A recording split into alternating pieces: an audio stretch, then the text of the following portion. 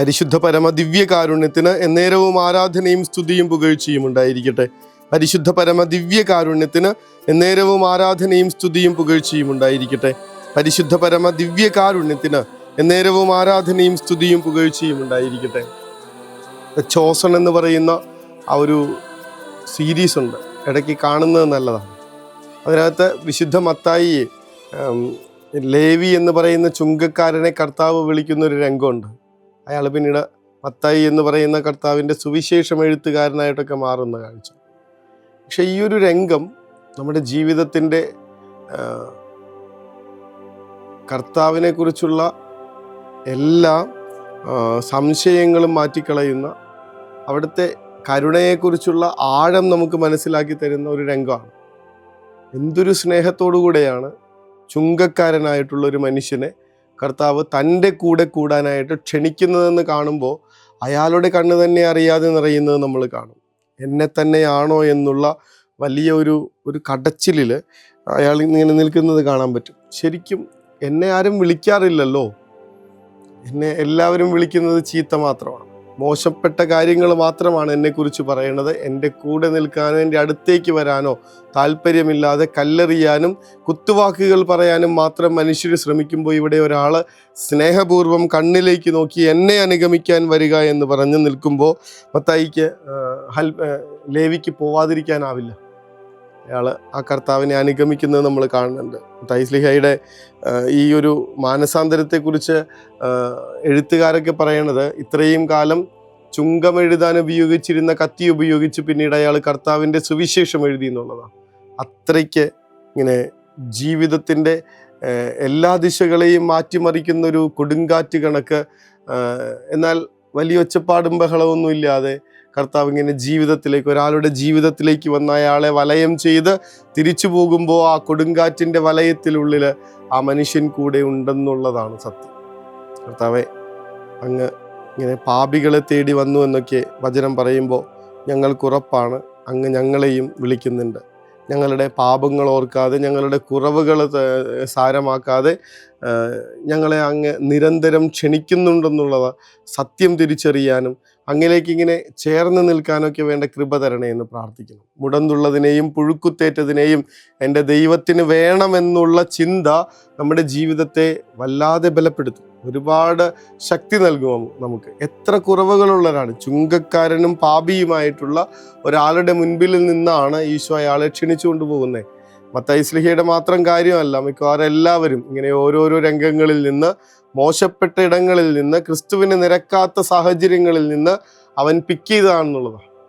ഈ പള്ളി പുണ്യാളന്മാർക്ക് വേണ്ടി മാത്രമുള്ളതല്ല എന്ന് നമ്മളെ ഓർമ്മപ്പെടുത്തുന്ന സുവിശേഷ ഭാഗമാണ്. അവിടെ എല്ലാവർക്കും പ്രവേശനമുണ്ട്. കർത്താവിൻ്റെ നെഞ്ചിൽ എന്ന കണക്ക് അവനിലേക്ക് ആർക്ക് വേണമെങ്കിലും ഓടി വരാം. ആരും ഇങ്ങനെ തള്ളിപ്പറയപ്പെടുകയില്ല, ആരെയും അവൻ അവഗണിച്ച് കളയുകയില്ല. കർത്താവിന് നമ്മളെ ആവശ്യമുണ്ട്, നമ്മളോട് സ്നേഹമുണ്ട്, നമ്മളെ അവിടെ നിന്ന് നിരന്തരം ക്ഷണിക്കുന്നുണ്ട്. വിശുദ്ധ മത്തായി ശ്ലീഹയെ കണക്ക് നമ്മളും ഒന്ന് പ്രാർത്ഥിക്കുകയാണ്. കർത്താവെ, കുറവുകളും കുറ്റങ്ങളുമുള്ള ഞങ്ങളുടെ മാത്രം ജീവിതത്തിൻ്റെ ചിന്താധാരകളിലൂടെ മുന്നോട്ട് പോയിക്കൊണ്ടിരിക്കുന്ന ഞങ്ങളുടെ ഈ ഒരു ജീവിതത്തിൽ നിന്ന് അങ്ങയുടെ സ്വന്തമാകാനായിട്ടുള്ള വലിയ വിളി ഞങ്ങളുടെ ഉള്ളിൽ നിറച്ചു തരണമേ എന്ന് പ്രാർത്ഥിക്കാം. ഇനി ഞങ്ങളെ ഒന്നും അങ്ങയുടെ സ്നേഹത്തിൽ നിന്ന് തിരികെ വലിക്കാൻ ഇടയാവാതിരിക്കട്ടെ എന്ന് പ്രാർത്ഥിക്കാം. കർത്താവിൻ്റെ സ്നേഹത്തിൻ്റെ ശക്തിയിൽ നിന്ന് ആര് നമ്മളെ വേർപെടുത്തുമെന്ന് പത്രോസ് ശ്ലീഹ ചോദിക്കുന്നുണ്ട്. ദുഃഖങ്ങളോ വേദനകളോ പീഡനങ്ങളോ യുദ്ധങ്ങളോ മരണത്തിന് പോലും എന്നെ കർത്താവിൻ്റെ സ്നേഹത്തിൽ നിന്ന് വേർപിരിക്കാനാവില്ല എന്ന് പറയുന്ന വിധത്തിൽ അത്രയ്ക്ക് കരുണയോടുകൂടെ അവിടെ നിന്ന് നമ്മുടെ ജീവിതത്തിലേക്ക് ഇടപെടട്ടെ എന്നൊന്ന് പ്രാർത്ഥിക്കാം. കർത്താവെ, പലതിൻ്റെയും സ്വന്തമായി പല കാര്യങ്ങളിലും ഇങ്ങനെ തട്ടിത്തടഞ്ഞു നിൽക്കുന്ന ജീവിതമാണ് ഞങ്ങളുടേത്. പല ഭാരങ്ങളും ഞങ്ങൾ ഉള്ളിൽ കയറ്റി വെച്ചിട്ടുണ്ട്, പല പ്രയാസങ്ങളും ഞങ്ങളെ വല്ലാതെ ആകുലപ്പെടുത്തുന്നുണ്ട്. പക്ഷേ അതെല്ലാം ഇങ്ങനെ ഊരി മാറ്റി ഇനി അങ്ങയുടെ ശിഷ്യൻ, അങ്ങയുടെ സ്വന്തം എന്നുള്ള ആത്മീയ പുതപ്പെടുത്തണിഞ്ഞ് അങ്ങയെ അനുഗമിക്കാൻ വേണ്ട കൃപ നൽകണമേ എന്ന് പ്രാർത്ഥിച്ചുകൊണ്ട് ഈശോയെ, അങ്ങ് വിളിക്കുമ്പോൾ സ്നേഹപൂർവ്വം അങ്ങയോട് റെസ്പോണ്ട് ചെയ്യാൻ, അങ്ങയുടെ സ്വന്തമായിട്ടിരിക്കാൻ സമ്മതിക്കുന്ന വലിയ ശരീരഭാഷയുണ്ടാകാൻ ഈശോയെ ഞങ്ങളെ അനുഗ്രഹിക്കണേ എന്ന് പ്രാർത്ഥിക്കും. അങ്ങ് ആഗ്രഹിക്കുന്ന വിധത്തിൽ ഞങ്ങൾ അങ്ങയെ അനുഗമിച്ചു കൊള്ളാം. അതിനുവേണ്ടി എന്ത് വേണമെങ്കിലും വിട്ടേക്കാം, എന്ത് വേണമെങ്കിലും വിട്ടുകൊടുക്കാൻ ഞങ്ങൾ തയ്യാറാണ്. പഠനത്തിൻ്റെ കാര്യമായാലും ജോലിയുടെ കാര്യമാണെങ്കിലും മറ്റെന്ത് പ്രധാനപ്പെട്ട കാര്യമെന്ന് നമ്മൾ പറയുന്നതായാലും ഈ ക്രിസ്തു വിളിച്ചാൽ അതിനെയൊക്കെ ഉപേക്ഷിച്ച് അവിടത്തോടുകൂടെ ചേർന്ന് നിന്ന് ജീവിക്കാൻ, മുന്നോട്ട് നടക്കാൻ വേണ്ട തെളിച്ചം തരണമേ എന്ന് പ്രാർത്ഥിച്ചുകൊണ്ട് അവിടുത്തെ ആശീർവാദത്തിനായി നമുക്ക് മുട്ടിന്മേലായിരിക്കാം. പരിശുദ്ധ സ്നേഹമേ, പരിശുദ്ധ പരമദിവ്യകാരുണ്യമേ, അനന്ത സ്നേഹമേ, പരിശുദ്ധ പരമദിവ്യകാരുണ്യമേ, അനന്ത സ്നേഹമേ.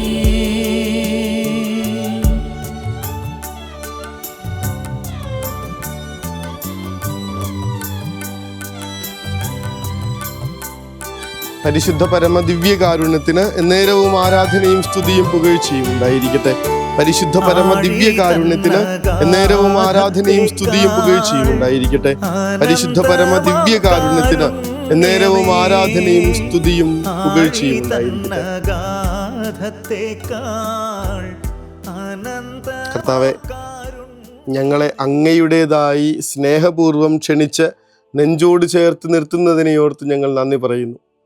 കുറവുകളും കുറ്റങ്ങളും ഒരുപാടുണ്ടായിട്ടും മുടന്തുള്ള ആട്ടിൻകുട്ടിയെ സ്വീകരിച്ച പുഴുക്കുത്തേറ്റ ഫലങ്ങളെ സ്വീകരിക്കാൻ മനസ്സായ അങ്ങ് ഞങ്ങളുടെ ജീവിതത്തിൻ്റെ കുറവുകളൊന്നും നോക്കാതെ ഞങ്ങളെ തൻ്റെ നെഞ്ചോട് ചേർത്ത് പിടിക്കുന്നതിന് കൃതജ്ഞതയോടുകൂടെ അതിൻ്റെ സന്തോഷമുള്ളിൽ നിറച്ച് നമുക്ക് ഉറക്കത്തിലേക്ക് പോകാം.